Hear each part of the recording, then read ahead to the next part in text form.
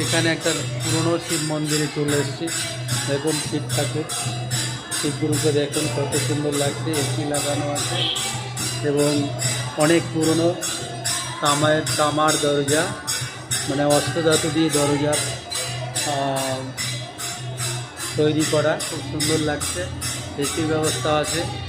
তো অনেক পুরনো জাগ্রত পুরনো মন্দির। এখানে সবাই আছেন, যার যার মনের ইচ্ছা কামনা থাকে সেটা প্রার্থনা করলে পূর্ণ হয়ে যায়। তো অনেক সুন্দর ব্যবস্থা, এখানে দোকানও আছে, আরও অনেক মন্দির আছে। দেখুন এখানে অনুষ্ঠান হচ্ছে, তো সেই অনুষ্ঠান দেখুন এবং অনেক পুরনো পুরনো ঘন্টা দেখুন সবাই বেঁধে রেখে গেছে। খুব ভালো লাগলো আমার।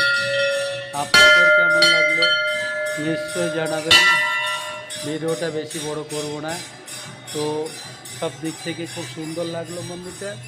এখানে একটা বিয়েও হচ্ছে আজকের এই তিথিতে, এখানে একটা অনুষ্ঠানও হচ্ছে এবং কৃষ্ণ মন্দির আছে, রাধা রাধা, কৃষ্ণ কৃষ্ণ সব মন্দির আছে। এখানে জল দেখুন, পুকুরে জল ভরা, অনুষ্ঠান হচ্ছে, দেখতেও খুব ভালো লাগছে।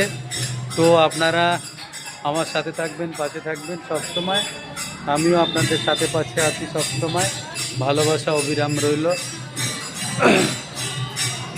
তো আপনাদের দেখে ভালো লাগলে নিশ্চয়ই আমার সাথে থাকবেন, পাশে থাকবেন।